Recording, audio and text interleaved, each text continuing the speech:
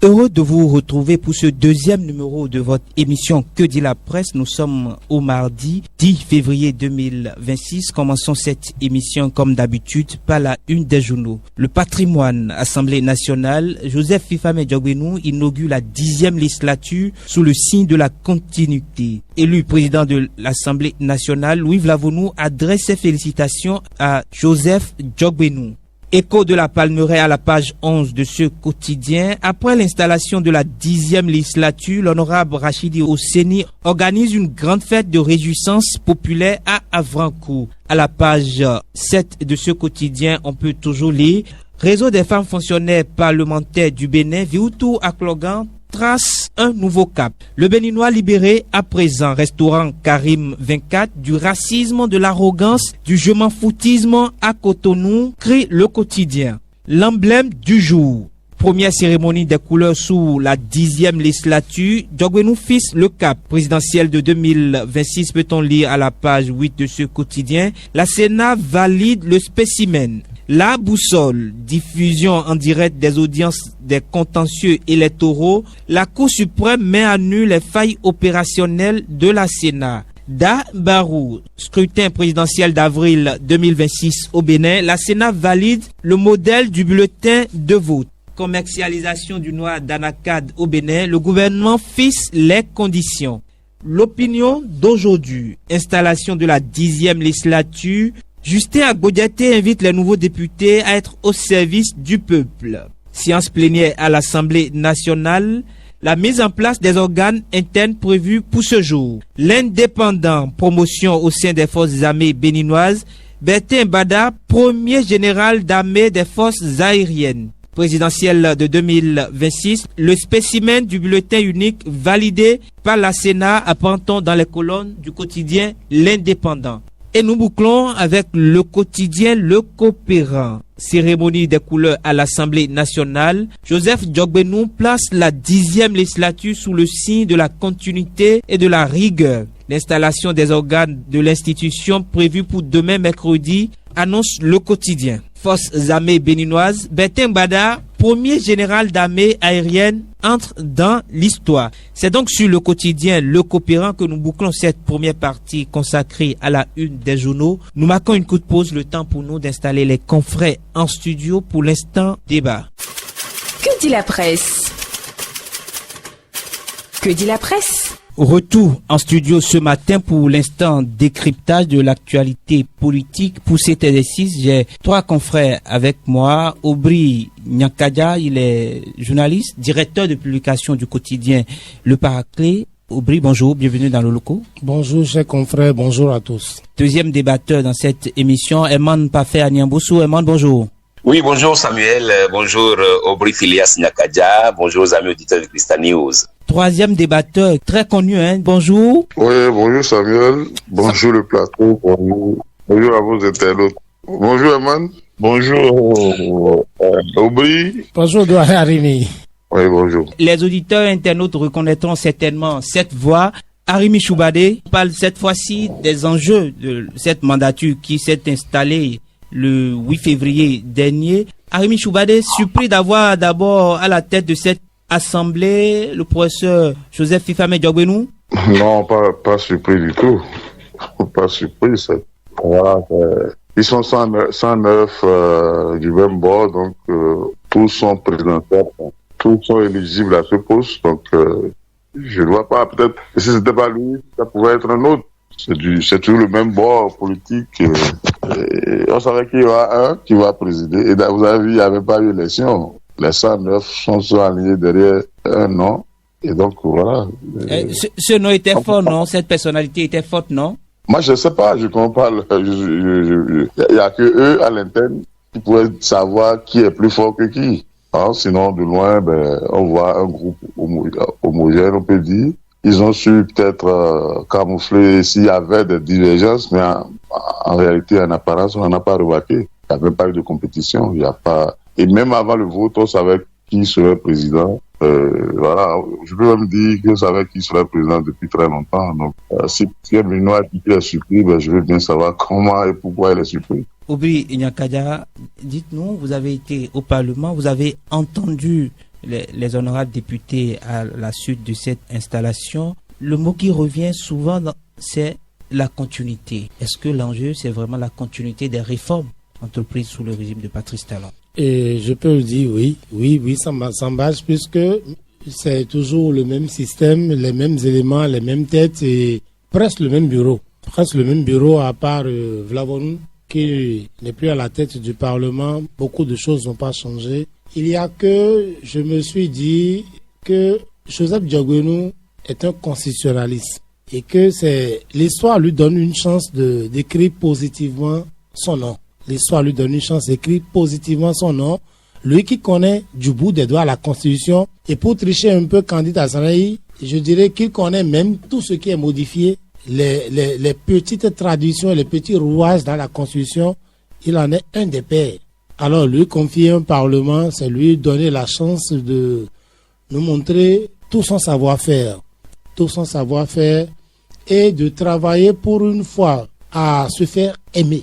Le mot réforme, mais je l'assume. Il n'était pas aimé? Non, il n'était pas aimé. Vous avez vu, dès qu'il a déclaré ses intentions dans ce pays à devenir président de la République, tous les noms d'oiseaux lui ont été attribués, tout le monde lui est tombé dessus, puisque beaucoup lui reprochent beaucoup de choses. Je pense que c'est un poste sensible où il peut aujourd'hui réussir à montrer au peuple béninois que tout ce qu'on a pensé de lui, il n'en était pas un, et pour une fois, il peut faire mieux. Eman Pafé Agnambossou peut-il faire mieux quand tous les honorables députés répétaient cette phrase fétiche, nous continuons la dynamique? Bon, mais je pense que quand on parle de dynamique, c'est que la dynamique doit être positive. On ne continue pas une dynamique qui est négative, une dynamique qui empêche de vivre ensemble, une dynamique qui met à mal la vie en société. Et donc, je suis d'accord que quand on parle de continuité, mais c'est en cela que je vais rappeler à l'Assemblée nationale ses rôles constitutionnels, à savoir voter des lois, contrôler l'action gouvernementale. Sur les lois, je pense que avec Diogbenou, et ils l'ont dit avant moi, qui s'est montré constitutionnaliste, il est avocat, voilà quelqu'un qui est à cheval sur le droit public et le droit privé.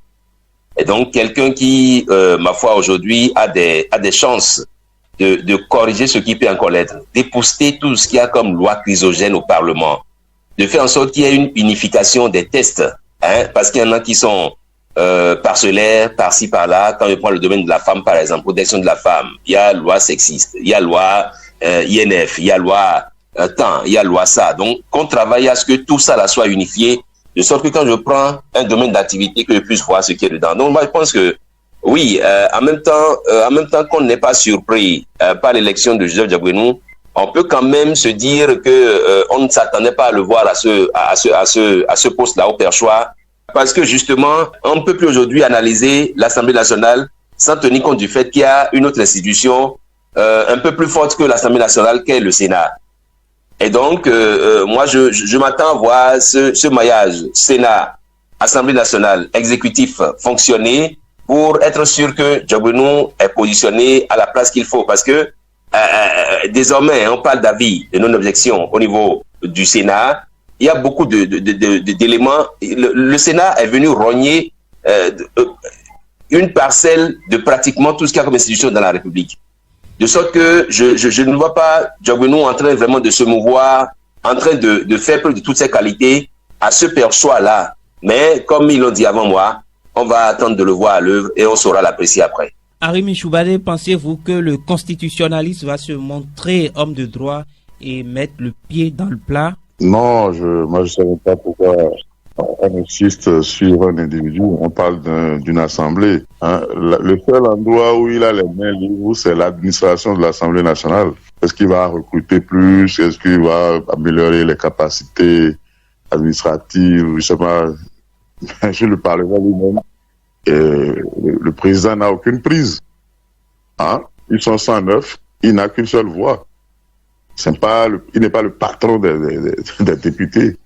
Il n'est pas le député supérieur. Aubry Lafort, justement, a expliqué tout à l'heure que le bureau n'a pas beaucoup bougé. C'est le même bureau qui est là depuis 2023, pour ne pas dire 2019. Et on a essayé juste de changer quelques postes. Je ne vois vraiment pas quel impact cette élection du président de l'Assemblée peut avoir sur la législature ou sur la légistique en général. Quand on parle de loi, d'amélioration de loi, cela dépend des motivations politiques et je ne sais pas lui qui l'imprime à la majorité. La majorité a un chef qui est encore là pour quelques temps, peut-être, je ne sais pas comment ça va se passer dès qu'on va installer le Sénat et dès que le nouveau président de la République va s'installer. Comment va s'organiser désormais le système politique qui est là. Mais lui-même, en tant qu'individu, je ne sais pas quel impact il peut avoir sur l'Assemblée nationale ou sur les lois. Quand une loi va venir en discussion, d'abord le président de l'Assemblée ne touche pas les lois. Il y a tout un mécanisme, il y a tout le monde connaît la procédure parlementaire qui parle de dépôt d'une proposition ou bien d'un projet, et puis de l'étude, du faux, tout ça. Le président de l'Assemblée n'est qu'un député parmi 109. C'est pas lui qui élabore les lois, c'est pas lui. Il peut initier, il peut proposer des thèses. Voilà, donc je ne vois pas en quoi sa personne, sa personnalité ou sa qualification. Vous avez dit que sur les 109, n'importe qui d'entre eux pourrait être président. Il va gérer le Parlement parce qu'il y a une administration qui est en place, il y a un mécanisme qui est en place, il y a un test qui organise le fonctionnement interne de l'Assemblée nationale ou des tests. Et donc, ça ne dépend plus d'un individu, quel qu'il soit. Donc, je crois que, oui, Zlavounou est parti, Zlavounou est arrivé, c'est juste une information. Et comme je vous l'ai dit, nous sommes dans un système qui a un fonctionnement interne, on connaît celui qui est le chef. Je vais préférer parler de leur chef. C'est-à-dire, écoute, si ça va, et pourquoi elle a préféré Diogbenou à Vlavounou ou à un autre et tout ça là? C'est lui qui a déclenché ce qu'on a vu, ce qu'on a observé. On ne peut pas me dire que c'est pas une opération de Saint-Esprit que les 109 se sont alignés tout droit derrière une personne. Donc je ne vois pas vraiment ce qui peut changer. C'est vrai, on ne verra plus Vlavounou. On verra désormais une autre silhouette, une autre figure. Mais à part ça, à part ce détail physique, je ne vois pas politiquement quelque chose que nous, Béninois, nous pouvons espérer ou imaginer. Je n'en vois pas. Je n'en vois vraiment pas. Quand on se réfère au discours de ces élus, beaucoup parlent de la dynamique continue. Est-ce que pour vous, il n'y a pas une négation du ressenti de la population par rapport aux lois votées par la 8e et la 9e législature? Mais nous sommes dans une dynamique d'exclusion. Tout pour eux, rien pour personne. On est dans le tout pour eux, rien pour personne. C'est donc qu'ils espèrent continuer. Parce que s'ils continuent, eux, ils seront toujours là. Exclure les autres. Celui qui vient d'être élu président a fort justement dit que le gouvernement s'exclut. Alors donc, tout le monde connaît la dynamique en question. Maintenant, et comme, vous savez, avant ces élections, plein de voix sont levées pour dire il faut justement atténuer la dynamique, revoir les lois, revoir les tests, et puis payer le vivre ensemble. Parce que ces lois-là ont mis en mal le vivre ensemble. Mais ils ont estimé que non, et ils doivent maintenir le cas, ils doivent maintenir la dynamique, qu'ils doivent exclure toute voix discordante. Et le résultat est là.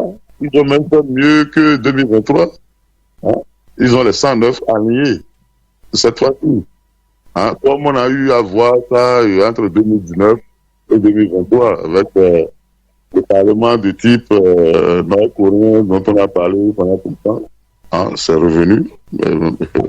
Au grand dam de beaucoup de gens qui auraient souhaité on remette certaines violences dans notre vivre ensemble, mais ça n'a pas été le cas. Je comprends qu'ils puissent se réjouir que leur dynamique se poursuive pour eux. Peut-être que ça peut durer jusqu'à l'éternité.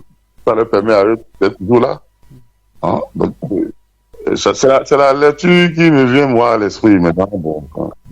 Je ne dis pas que c'est la télé. Aubry Nyankadia, pourquoi continuer la dynamique s'il y a des revendications? Si vous, acteurs des médias, vous demandez la révision, par exemple, du code du numérique et que personne ne vous écoute depuis Non, mais il ne faut pas s'attendre à grande chose de cette 10e législature, puisque il y a que, je l'ai dit il y a longtemps, le bureau a été presque reconduit. Et nous savions, le président de l'Assemblée nationale, comme l'a souligné le doyen Arimi, il n'est qu'un député parmi 109 députés. Et l'alignement spectaculaire que nous avions constaté dans l'élection aux différents postes du bureau, clairement signifiait qu'il ne faut pas s'attendre à un miracle. Les lois viendront, les lois passeront. Tout ce qu'on peut espérer, c'est prier que le peu de temps qui reste encore à Patrice Talon à la tête du Bénin, que Dieu l'éclaire et qu'il travaille à faire des lois qui participent au bien-être de la population et contribuent au mieux vivre ensemble au Bénin. Il y a aussi que Joseph Diogbenou à la tête de l'Assemblée nationale du Bénin, ce n'est vraiment pas un événement, puisque le patron direct de l'Assemblée désormais, c'est le Sénat. C'est le Sénat où l'Assemblée n'aura pas grand rôle à jouer. Si l'Assemblée s'entêtait à voter des lois, notre Sénat a comme prérogative cassé, décidé. C'est-à-dire, notre Sénat a tout pris de l'Assemblée nationale. Il n'y a que des milliardaires qu'on a fabriqués aujourd'hui qui doivent vivre aux frais de la vedette. On va leur envoyer des lois, ils vont lever la main, voter. Quelqu'un de ceux qui est sûr, c'est 109. Si 100 votent, les 9 restants ne sont pas utiles pour le patron. Et maintenant, si même les 109 votaient, il y a que, on ne sait même pas qui serait à la tête du Sénat, les jours à venir. Donc, Diogbenou, c'est une gratification. Il a toujours rêvé d'être président de la République. Patrice Talon l'en a empêché, puisqu'il a proposé Wadaï à sa place. Maintenant, il faut quand même qu'il ait un poste dans la République. On le lui a donné.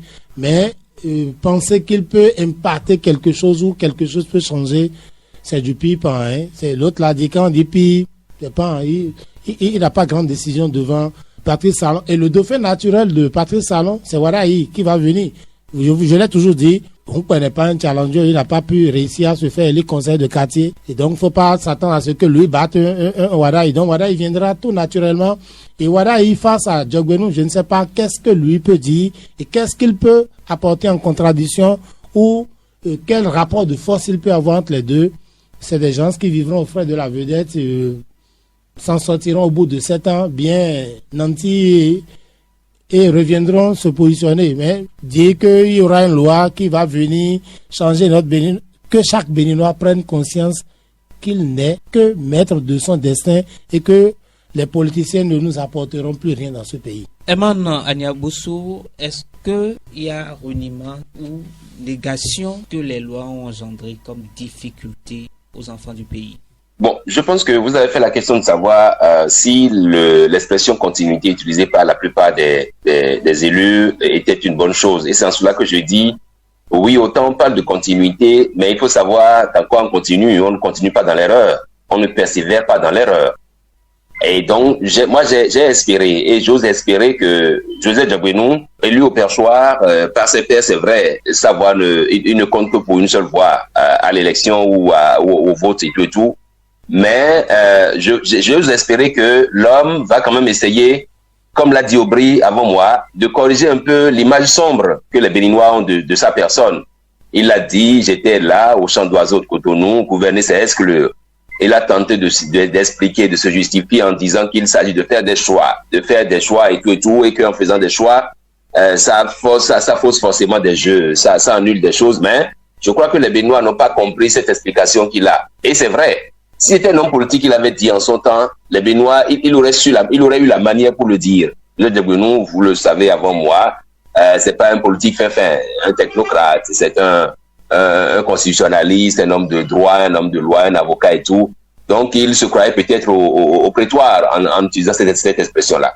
Je dis et je continue d'espérer. C'est vrai que si on doit faire une comparaison d'institution à institution, Joseph Diogbenou, quand il était à la Cour constitutionnelle, on a vu automatiquement qu'il a imprimé une certaine dynamique à cette cour-là. De sorte qu'aujourd'hui, n'importe qui peut aller assister à une audience à la Cour constitutionnelle. Il a forcément apporté sa pierre, il a forcément apporté sa touche au moment où il était à la Cour constitutionnelle. Et donc, devenu aujourd'hui président de l'Assemblée nationale, qui du reste aussi est une institution, je m'attends logiquement à ce qu'il vienne aussi apporter sa touche. Même si c'est juste revoir le personnel, parce que j'aurais appris entre-temps que sous Blavonu, il y a eu plus de recrutement. Est-ce que ça va diminuer? Je ne sais pas. Est-ce que ça va s'améliorer? Je ne sais le dire. Même au niveau de la programmation des lois à voter. La preuve, vous avez appris comme moi que demain déjà, mercredi, il a déjà convoqué une plénière pour désigner les commissions. Alors que des députés vous disent peut-être que c'est dans une semaine et dans 2 semaines qu'on va les appeler. Donc ça veut dire que c'est quand même quelqu'un qui est décidé à faire quelque chose de potable. Et là où moi j'ai des inquiétudes, en parlant de son élection au perchoir, c'est que quand vous lisez les dispositions de l'article 53 de la Constitution, le nouveau, on dit, je lis rapidement la disposition. Allez-y. De toute façon, l'aspect que je veux ressortir, c'est que le président élu prête serment devant le bureau du Sénat. Alors, je me demande à quel moment le Sénat sera installé pour qu'on ait déjà un bureau, pour que le nouveau président élu le 12 avril puisse déjà prêter serment devant ce bureau du Sénat-là. Il me semble qu'il y a forcément des rectificatifs à apporter à cette loi. Si effectivement l'analyse postule que celui qui est là aujourd'hui, Patrice Talon, veut devenir après ancien président ou aller encore au Sénat et présider encore le bureau du Sénat. Donc c'est en cela que je dis, moi j'aurais bien, si on faisait bien ce calcul, on va se rendre compte que il doit y avoir un Sénat installé avant que le président en exercice actuel, Patrice Talon, ne quitte le pouvoir. À quel moment le bureau va être installé? Donc c'est à cela que j'ai été surpris un peu du maillage qui a été fait. Est-ce qu'on a envoyé Joe ici pour qu'il n'ait plus un œil là-bas et qu'on puisse après modifier les choses comme ça s'entend? Ou bien on l'a déposé ici pour qu'il puisse ne pas trop se mouvoir? En fait, c'est la grosse interrogation que je me fais. Et donc j'attends forcément de Joseph Diagueno qu'il nous montre de quoi il est capable. Et vous allez voir, le changement de régime dans un pays comme le nôtre, le Bénin, n'a jamais été comme de l'eau douce. Jamais de la vie. Il y a toujours eu des mouvements, aller-retour, des trépidations, des soubresauts et tout. Et quand on est quelqu'un comme Patrice Talon, on arrive à vite calmer. Mais je me dis, ça va être un peu compliqué pour ce qui arrive là. Et donc, on ne peut pas s'attendre forcément à ce que Joseph Diagueno s'aligne un peu, qu'il soit un peu comme on a évoqué au temps fort de certaines guerres, qu'il soit des alignés ou des non-alignés. Je pense que très tôt, on va assister à ce mouvement-là qui pourrait un peu donner du piquant à l'analyse de la vie politique nationale. Arémi Choubalé, pensez-vous qu'au sein de ce Parlement sortira une opposition? Qu'est-ce qu'on appelle l'opposition? Il n'y a plus d'opposition au Bénin. La Constitution l'a même dit qu'il faut une trêve politique à partir de l'élection du président de la République. Hein? Et donc, constitutionnellement, on ne veut même plus d'opposition. Et la Sénat a veillé à évacuer toute opposition des prochaines institutions. Donc, je ne sais pas comment on peut faire naître une opposition dans ces conditions-là. Vous pouvez parler de dissidence. À ce moment-là, il faut savoir quelle est la portée, quels sont les pouvoirs. Et puis, je réitère, l'élection du président Diagueno ne changera rien au fonctionnement du Parlement. Et tout à l'heure, j'ai cru entendre qu'il aurait convoqué une plénière. Mais il n'a même pas la possibilité de convoquer une plénière. Administrativement, oui. Mais pour avoir une plénière, il faut d'abord la conférence des présidents, qui comporte le bureau, les présidents de groupes parlementaires, les présidents de commissions. C'est à ce niveau qu'on décide de convoquer ou non une plénière. Et après, le président étant le chef de l'administration, il se charge on peut même faire signer la convocation, l'invitation, par un fonctionnaire parlementaire, dès lors que la décision est déjà prise au niveau de la conférence des présidents. C'est pas Diagueno qui est venu, qui a imprimé rythme. Non, c'est pas ça. Ici, je ne sais pas qu'il n'existe pas. Il est le patron de l'administration parlementaire. Donc, si le Parlement décide des choses, c'est à lui de mettre ça en musique. Ça s'arrête là. Mais il ne vient pas, le président ne dit pas, oui, demain, tout le monde est là, on va travailler de telle manière, de telle autre manière. Pour l'organisation du Parlement, c'est la conférence des présidents qui est chargée de ça. Et la conférence des présidents, c'est plus d'une dizaine de personnes, pas le président de l'Assemblée qui... Non, ça n'a rien à voir avec la Cour constitutionnelle où vous avez... c'est beaucoup plus procédure avec une prééminence du président et tout ce qu'on peut dire. Mais ici, c'est pas le cas. Hein? Donc, il est dans une structure politique qui va traduire la politique générale de la majorité au pouvoir. Ici, on n'est même plus dans la majorité. On est dans un régime totalitaire où tout appartient à un même bord et qui a un patron qui donne l'orientation. Et par rapport aux inquiétudes de mon ami Oman, je crois que le Sénat peut s'installer à tout moment. Hein. On peut même l'installer après l'élection présidentielle, c'est-à-dire on fait l'élection présidentielle, on proclame les résultats et on prête serment. Ça fait peut-être 2, 3, 4 semaines, peut-être un mois. Dans cet intervalle-là, même la veille de la prestation de serment, on peut installer le Sénat. Bon, maintenant, à quel moment le président Talon va basculer de son rôle de président en exercice et d'ancien président? Bon, tout le monde sait, c'est après la prestation de serment de son successeur que lui devient ancien président. Et il est ancien président de membre. On a installé le Sénat avant qu'il ne devienne ancien président. Dès qu'il devient ancien président, il est membre de droit. C'est la loi qui a dit que c'est composé des anciens présidents. S'il devient ancien président à l'instant T, à partir de cet instant-là, il est membre. Il n'a pas une autre formule pour le faire admettre au sein du Sénat. Il devient membre de droit. Hein, c'est pas une nomination, c'est pas une élection. C'est la loi qui a dit, dès que vous êtes ancien président, vous êtes membre du droit. Donc, il n'y a pas de souci pour lui. Bon, maintenant, c'est vrai que si le Sénat est déjà installé, on dit que le Sénat a déjà un bureau qui fonctionne et que lui, il ne peut pas appliquer, il ne peut pas être ancien président d'exercice et pouvoir siéger, prendre des décisions. Il peut faire toutes les gymnastiques possibles. Vous savez, avec ce régime-là, on n'est jamais préparé à l'avance pour quoi que ce soit. Il n'y a pas d'inquiétude à avoir, ils ont leur système, ils n'auront pas d'opposition, ils n'auront pas d'institution pour invalider des décisions qui... Enfin, il n'y a aucun problème, hein, ils ont organisé leur système de telle sorte que... Ils puissent dominer. Mais celui qui aurait organisé ce système quitte le pouvoir, non? Tout peut basculer après le départ de Patrice Talon de l'autre côté, non? Du palais de la Marina. Bon, tout dépend de la capacité de rébellion de ceux qui sont aujourd'hui à ces ordres. Hein? Est-ce qu'ils ont la capacité, est-ce qu'ils ont les facultés de lutte peut-être plus tard? C'est la question qu'il faut se poser. Et puis, certainement que...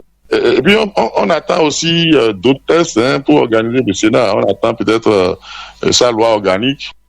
Et quand on va l'installer, il va falloir que le Sénat, cette nouvelle institution, élabore son règlement intérieur. Et peut-être qu'à ce niveau, on verra qu'on va définir plus clairement certains aspects qui aujourd'hui ne sont pas évidents. Donc, le Sénat n'est pas encore une architecture achevée.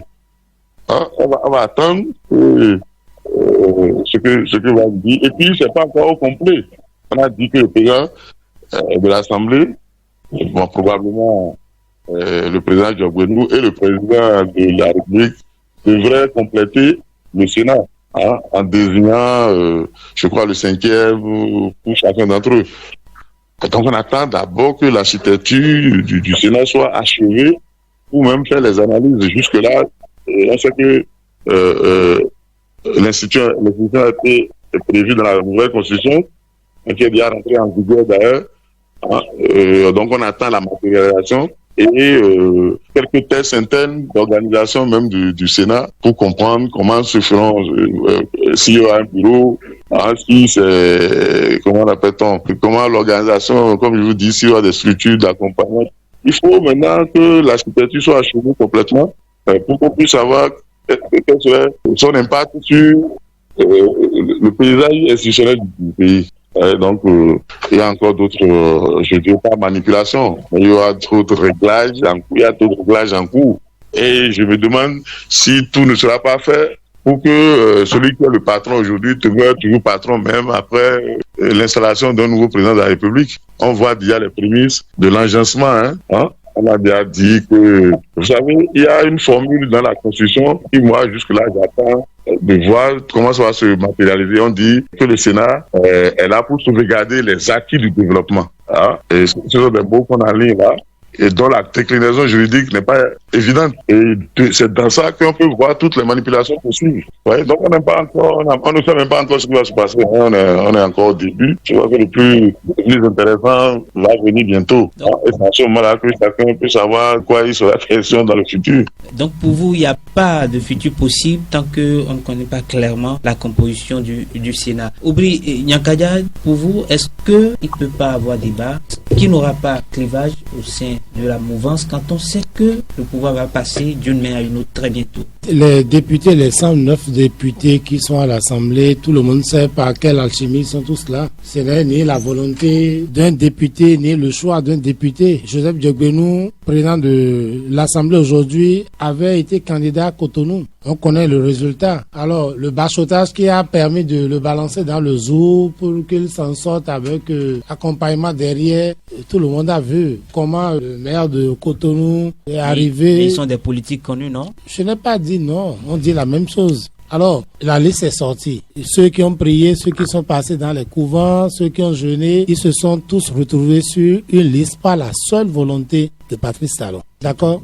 C'est la seule volonté de Patrice Talon. Il y a eu même. Patrice Talon n'est pas du parti politique. Il y a eu même que des députés qui ont quitté les démocrates se sont retrouvés en première position, même sur des listes dans un parti auquel ils n'appartenaient pas. Alors, normalement, la discipline de groupe ne permettait pas, vous savez. Donc, ça veut dire qu'il n'y a que la seule volonté de Patrice Talon qui a prôné à l'arrivée de ces députés. Je ne vois pas qui parmi eux peut lever la tête et aboyer sur son maître. Mais Patrice Talon ne sera plus là à partir de mai 2026. Patrice Talon n'est plus là, mais Patrice Talon a assuré ses arrières en laissant Wadaï là. Wadaï qui est son bras financier. Là où il y a l'argent, c'est là où il y a ton cœur. Il a juste nommé son agentier. Ne me demandez pas, ne pensez pas que Wadaï viendra faire autre chose que ce que Patrice Talon décidera. Encore que, au niveau de notre Sénat aujourd'hui, les dispositions sont clairement prises pour que, même si Wadaï manifestait la volonté de vouloir défier Patrice Talon, il ne le pourra pas. Il ne pourra pas. Il y a même qu'aujourd'hui,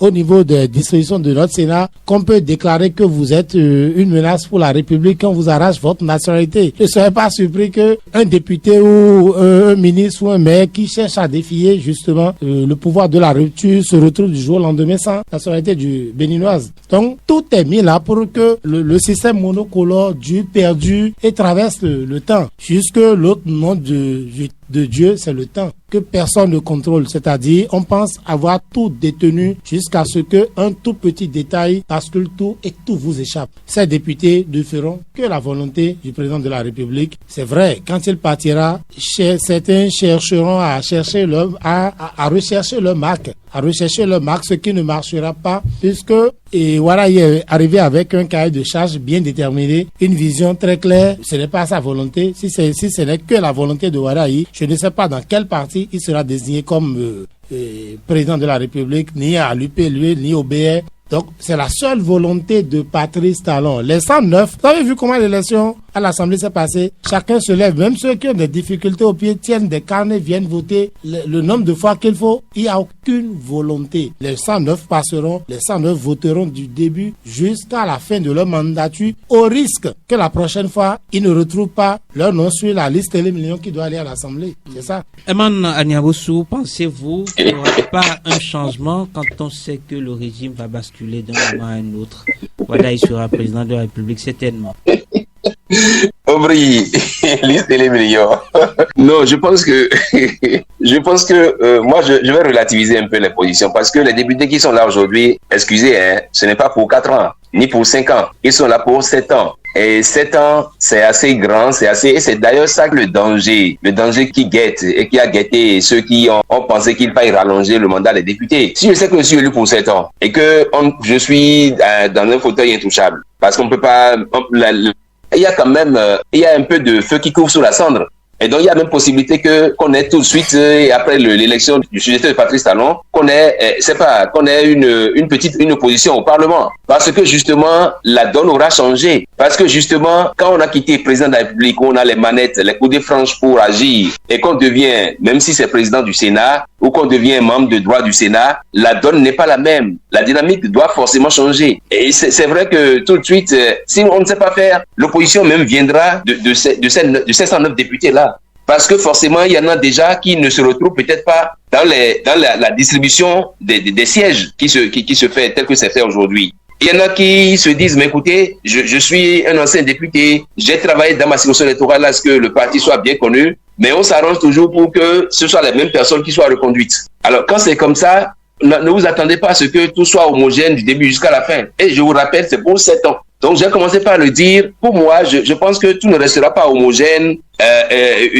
unidirectionnel comme le micro jusqu'à la fin. Il y aura forcément des micros qui seront omnidirectionnels et un peu comme au Parlement. Et donc, il se peut qu'il y ait des bruits de bottes au Parlement bientôt. Parce que quand ils vont finir de mettre en place les commissions, et je crois que c'est par rapport à ça que, je ne sais pas si c'est moi qui ai mal utilisé l'expression, et je crois qu'ils veulent continuer la mise en place des commissions. Est-ce que c'est une plénière qu'il a convoquée? Est-ce que c'est ce que j'ai vu dans ce qui circule sur la toile? Et donc, c'est bien sûr une plénière. Une plénière, pour moi, c'est que le président l'a convoqué pour peut-être finir de mettre en place tout ce qu'il y a comme organe au Parlement et tout, afin que l'organe puisse retrouver, le Parlement puisse retrouver le plein fonctionnement de ces organes. Donc, pour ma part, je m'attends forcément à ce qu'il y ait forcément quelques méli-mélos, à ce qu'il y ait forcément quelques bruits de bottes au Parlement, à ce que forcément des gens puissent se dire, mais écoutez, je me sens trop piétiné au Parlement. Et donc, il revient encore au chef de parti politique qui croit aujourd'hui avoir toute la situation en main. Il leur revient de pouvoir rapidement avoir une oreille attentive. Sinon, je pense et je présage que une opposition va naître de ce Parlement-là. Et je voudrais même, pour qui a vu Joseph Ndiogoueno un peu de la vie, société civile à la politique, je pense même que l'existence d'une opposition au Parlement, c'est ça qui va mettre même plus en exergue Ndiogoueno Joseph, parce que grand recteur, professeur de droit, juriste de haut niveau et tout, sans cette opposition, ça va lui paraître, le Parlement va lui paraître comme, une chose sans saveur. Et donc, je me dis très tôt, une opposition peut naître au Parlement et on pourrait assister à bien des situations qu'on ne s'y attendait. Arimi Choubare, possible, non? Non, il n'y a aucune possibilité. On a mis dans la Constitution qui a très dit qu'il n'y a aucune contestation possible pendant 6 ans à partir de l'élection du président de la République. C'est aussi simple que ça. Une opposition va se manifester de quelle manière? Si même dans le vote, elle ne peut pas s'exprimer. Bon, maintenant, si c'est pour occuper les plateaux, pour dire oui, on n'est pas d'accord, mais institutionnellement, je ne vois pas. C'est vrai qu'on attend que les tests complémentaires pour savoir quels sont les mécanismes de sanction de tous ceux qui pourraient ne pas respecter la trêve. Mais tout à l'heure, Aubry a évoqué quelque chose. C'est vrai que certains auteurs de la révision expliquaient que parmi les sanctions, il pourrait avoir le retrait de nationalité. Si vous êtes député et que vous enfreignez à la trêve politique, on pourrait vous retirer, votre nationalité, par exemple. Vous ne pouvez pas être présent au Parlement si vous n'aviez plus vos droits civiques de tout ce genre-là. Donc, il n'y aura pas d'opposition. En tout cas, vous ne pouvez pas le manifester de façon institutionnelle. Vous pouvez, dans votre salon, critiquer ce qui se passe, etc. Mais cette opposition à l'Assemblée peut rejeter des lois, non? Mais on dit qu'il y a trêve. Quand il y a trêve, tout le monde s'aligne. De quelle manière vous allez rejeter? Vous allez rejeter de quelle manière? Moi, je veux bien voir. Parce que si il y a des gens, il y a des possibilités de rejet, il n'y a plus de trêve. Ça veut dire qu'il y a une opposition qui a un braquage contre la direction qui est prise par le président de la République. S'il y a possibilité de rejeter des avis du président de la République, on n'est plus dans la trêve. On a dit que tout ça, c'est 1 an avant les élections que vous pouvez manifester éventuellement. Donc, en principe, les lois vont être votées pour la forme. Il n'y a pas une possibilité de dire, par exemple, en plein hémicycle, moi, je ne suis pas d'accord. Je veux bien voir ça. Parce que si on parle de trêve constitutionnelle, et que quand même des gens sont capables de dire non, d'engager, comment appelle-t-on, une opposition politique en pleine trêve, je veux bien voir comment ça va se manifester et les sanctions qui devraient être prises, parce que jusque-là, on n'a pas encore le régime des sanctions. On ne sait pas si, quand quelqu'un va enfreindre la trêve, qu'est-ce qui va lui être appliqué. Et je crois Je crois que la loi organique sur le Sénat va certainement se pencher sur ces aspects-là. Hein. Et après, le règlement va compléter la procédure qu'il faut mettre en place pour y arriver. Je ne vois pas comment on peut parler de trêve et de parler la trêve qui est constitutionnelle et qu'au niveau du Parlement, on puisse avoir des positions. Je veux bien voir comment ils vont mettre en musique tout ça. Hein, mais d'ores et déjà, on peut dire que si la trêve devrait être appliquée et respectée avec des sanctions, je ne vois pas le député qui va prendre le risque d'aller violer la Constitution. Parce qu'en ce moment, le député qui va contre des avis du président de la République, si le président de la République vient avec une loi et dit désormais les homosexuels peuvent se marier à la mairie, je veux bien voir le député qui va oser voter contre cette loi-là. En pleine trêve politique. Hein? Et donc, voilà, à moins qu'on nous dise que la trêve, voilà, que les députés sont immunisés comme ça et que ne pas respecter. Mais Arimi Choubade, mais quand on écoute ces récriminations, et si cette législature était à l'écoute et demandait une nouvelle révision de la Constitution? Non, enfin, pour le moment, le régime en chef, c'est ce qu'il a voulu. Vous pensez que c'est possible une nouvelle révision de la Constitution sous cette mandature de l'Assemblée nationale? On a dit la trêve politique. Vous ne pouvez pas vous rebeller contre comment appelle-t-on, un processus que le gouvernement va engager. Peut-être, je ne sais pas si c'est une proposition de loi qui vient d'un député. Peut-être qu'à ce moment-là, ils ont la possibilité de... Enfin, je ne sais pas comment ça va se passer. Mais dès lors que c'est le gouvernement, on a dit trêve. La trêve, c'est par rapport au président de la République. Si ça vient de lui, les 9, on a dit dans le rang. L'expression dans le rang, je ne sais pas, depuis le primaire, on est habitué au rang. Le rang, c'est chacun derrière l'autre. Et chacun regarde la nuque de l'autre. Il n'y a pas de débat. Hein? Pour faire la discipline dans le rang, vous ne parlez pas. Donc, chacun est derrière. Dès que le premier vote, tous les autres s'alignent. C'est le rang, ça, non? Je présume. Alors, si le Parlement va oser casser le rang, bon, alors que c'est dit dans la Constitution que c'est la trêve pour le monde aligné. Je vois qui va oser dire, moi, je ne suis pas dans le rang. C'est toute la question à ce niveau-là. Sinon, tout est déjà à la place. On est dans le totalitarisme. On l'a affirmé, on l'a assumé. Et vous avez vu le chef de la télé pour l'expliquer largement. Hein. Mais c'est vrai qu'on attend la mise en musique de tout ça. Hein. Parce que si un député ou un acteur public a envie de rompre la trêve, qu'est-ce qui va lui arriver? C'est dans ça que nous allons apprécier la rigidité ou la solidité du système. Aubry Nyakada, est-ce qu'il ne peut pas avoir une nouvelle révision de la Constitution pour quand même répondre aux aspirations de certaines couches de la société béninoise qui demandent à ce que nous retournons à 90 pour parler de cette Constitution? Contrairement à ce que le grand frère Arimi a dit, je pense qu'il y aura plusieurs révisions encore de notre Constitution, puisque c'est devenu un papier, une loi ordinaire que on belote comme au gré du vent, ou selon l'humeur des uns et des autres. Mais ce serait pas dans le sens d'améliorer le vivre ensemble. Mais c'est peut-être pour corser davantage les choses. C'est-à-dire, c'est face à toute nouvelle menace que on décide. C'est-à-dire, il y a Tantampian qui, hier, quand le président de l'Assemblée parlait, a tapé sur la table. On dit ça là, c'est un comportement rebelle. Il faut écrire quelque chose encore dans la Constitution. Il y a l'autre qui a toussé 6 fois quand le président parlait. On dit ça là aussi, c'est après. Non, entre nous, ça devient tellement banal l'assaut contre notre Constitution que moi, je me dis, il y aura encore et encore, tant qu'on estimera que le fils de Yaïboni, subitement est devenu célèbre, c'est possible qu'il vienne au pouvoir. On dira, quand on t'a convoqué 2 fois à la brigade économique, là, c'est que tu ne dois plus être...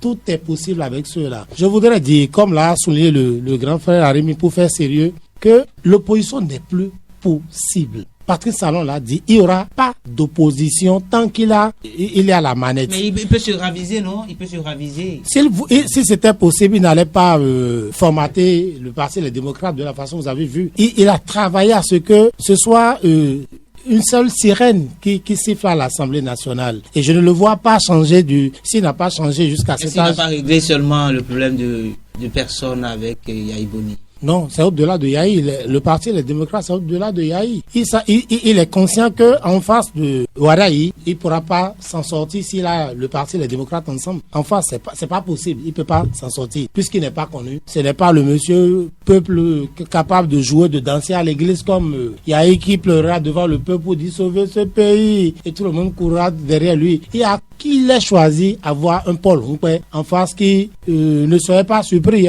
la veille des élections et peut venir à la télé chanter, soutenir Ouaddaï et dire que c'est le meilleur. Vous comprenez? C'est-à-dire, c'est un régime, le régime de la rupture, qu'on l'aime ou qu'on l'aime pas, il y a qu'ils ont réussi à faire qu'on ne les critique pas. C'est un régime hostile aux critiques qui n'ont que leitmotiv entendre. Aucun président n'a jamais fait ce que Patrice Talon a fait au Bénin. Non, vous comprenez?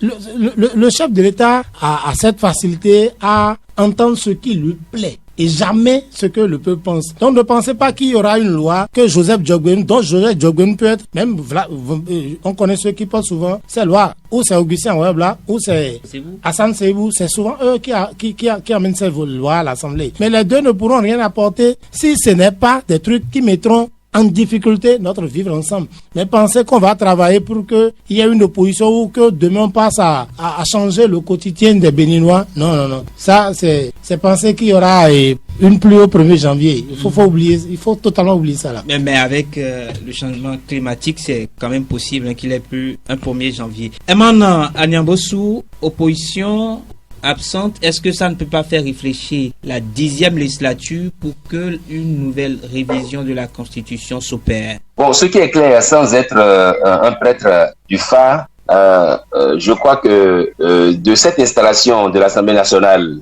au renouvellement du mandat présidentiel, nous avons encore quelques mois.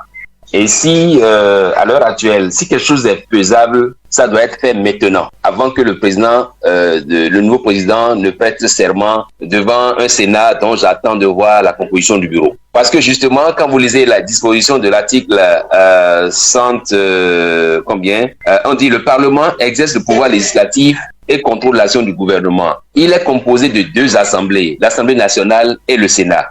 Et l'article 105 vient dire ceci, alinéa 3. Les projets et propositions de loi sont simultanément adressés au président de l'Assemblée nationale et au président du Sénat.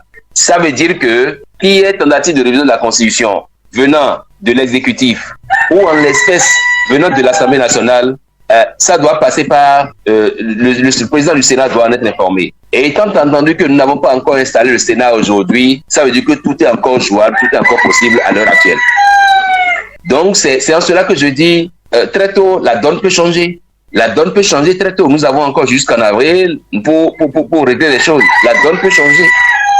Qui aujourd'hui, qui dans ce pays a envie d'avoir sur sa tête un chef qui le contrôle, un chef qui est là, qui lui tape du poing sur la table, un chef qui lui tape les doigts en disant ne fais pas ci, ne fais pas ça. Tout le monde a envie d'être autonome. Et donc je dis, l'opposition, ça peut venir du Parlement, puisque jusqu'à présent, ils n'ont pas encore réussi à enlever l'immunité parlementaire aux députés qui sont élus. Le député a une immunité parlementaire, de sorte que tout ce qu'il dit au Parlement, il est protégé contre ce qu'il va dire au Parlement, tant qu'il le dit à l'intérieur du Parlement, parce que le Parlement a des franchises. C'est vrai que si on se met dans un débat purement juridique, on va sortir beaucoup de choses. Mais je pense que, pour moi, il est encore trop tôt de se dire, ce Parlement qui est là ne peut rien. On ne sait pas, chacun s'est levé ce matin, mais ne sachant pas ce que l'autre est en train de penser. Et c'est en cela que nous louons la grandeur de Dieu. Puisque Dieu, il est là. Il est le seul qui sait ce que Arimi pense à la fois, ce que Edmond pense, ce que Aubry pense, ce que vous aussi pensez. Mais moi, je ne peux pas le savoir individuellement. Je ne sais que ce que je pense dans ma tête. Dieu est insondable. Donc, je dis, tout est encore faisable. Une remise en cause d'une modification ou d'une réforme, c'est vite arrivé, hein, avant qu'on ne passe qu'on aille à une élection présidentielle. Et donc tout de suite la donne peut changer. Et si vous avez pu constater avec moi qu'il y a d'anciens députés qui n'ont pas été reconduits sur des listes, c'est que forcément il y avait déjà eu des tentatives où il y a peut-être eu des idées, des contre-idées dans ce que nous avons, dans tout ce qu'on a voulu implémenter comme réforme. Et donc moi je dis du fond du cœur, il se peut que ça arrive. La preuve, c'est que vous avez constaté avec moi que pour le vote des plébiscites au Parlement, on est arrivé à 108 voix, alors qu'ils sont 109 députés. Ça veut dire qu'il y a déjà une voix tout au moins qui est dissonante au Parlement. Est-ce qu'on va travailler à ce que cette voix dissonante-là soit écoutée et qu'on puisse l'écouter et répondre à son aspiration? J'ai évoqué tantôt les cas des gens qui pensent que oui, qu'on ne peut pas reconduire les mêmes personnes à tout moment. Il faut que ça puisse aller, il faut qu'on puisse écouter ces gens-là, parce qu'ils ont raison de faire ce qu'ils ont fait là. Attention. Donc, je pense que c'est ne pas écouter les points de divergence, ne pas écouter les apports, contradictoires. Ça pourrait créer tout de suite une opposition au Parlement et ça ne fera que, moi c'est pas que nous sommes contre, ça ne fera que enrichir le débat politique et ça pourrait même contribuer à remettre en cause beaucoup d'éléments. Voilà. Vous l'auriez compris, nous sommes à la fin de cette émission. Merci à vous, Eman Aniaboussou. Merci à vous également. C'est moi qui vous remercie. Arimi Choubari d'avoir été des nôtres. Aubry Filias Nyakadia, merci de votre passage. Oui, mais on peut placer un dernier mot. D'accord. Oui, j'ai vu que mon ami Eman est devenu très spirituel ce matin. Mais même si Dieu revisite les 109 et il votait une révision de la Constitution, vous savez très bien que ça ne rentre pas en vigueur tant que la Cour constitutionnelle n'a pas validé que le président promulgue. Donc on n'est pas encore sorti de l'auberge que les 109 se transforment en réparateurs du sport. Ils auraient beau voter à 100%, il faut que la Cour constitutionnelle valide. Et il faut aussi que Dieu a évité les 7 sages également, alors, et que, bon, le chef d'État ne fasse pas d'assistance et que promulgue aussitôt que, voilà, l'avis de la Cour aurait été rendu. Parce que vous l'avez ajouté. Merci à vous. Que dit la presse est fini pour ce numéro. Retrouvez-nous encore demain avec le même plaisir. Avec le même plaisir. Avec le même plaisir. Avec le même plaisir. Avec le même plaisir. Avec le même plaisir.